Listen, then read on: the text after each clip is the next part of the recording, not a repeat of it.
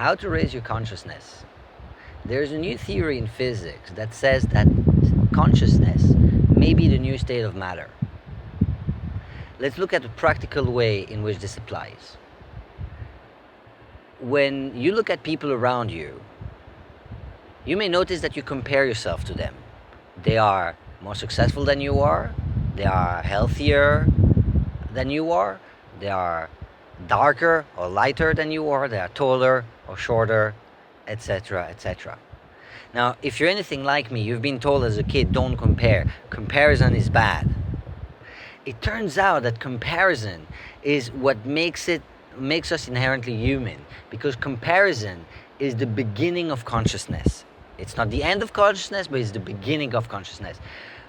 When we're a baby and we can't separate the hand of someone else with our own body, we're not conscious yet. We gain consciousness when we can create a comparison, which is that this is someone else's hand and this is my hand. This is one person who's a girl and this is another person who's a boy. This is a person who's old, this is a person who's young. And by creating this comparison, it enables us to analyze the information. And when we analyze the information, we can interact with it. When we can interact with it, we start to have consciousness. So for consciousness to arise, we need to have the separation between us and the other person, and then we need to have the integration of understand how we're similar. And so in that sense, we can't not compare. The problem happens when we put an interpretation on the comparison, which is this person's car is more expensive, therefore they're happier than me. This person looks different to me, therefore I'm better than them.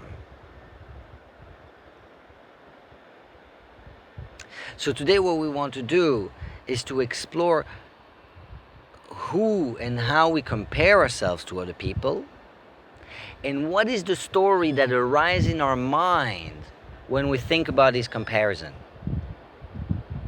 Because the comparisons, because the interpretation creates a reality bubble. The story is what makes the fact real. The interpretation is the consciousness. The interpretation gives rise to consciousness.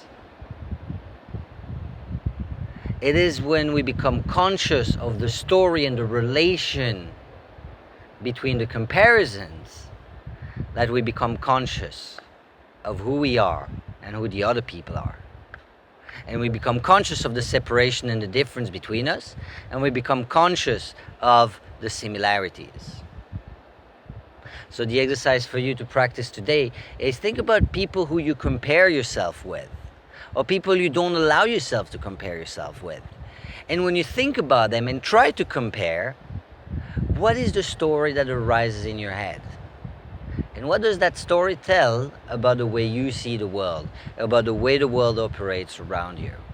And if you were to tell a different story, what difference would it make?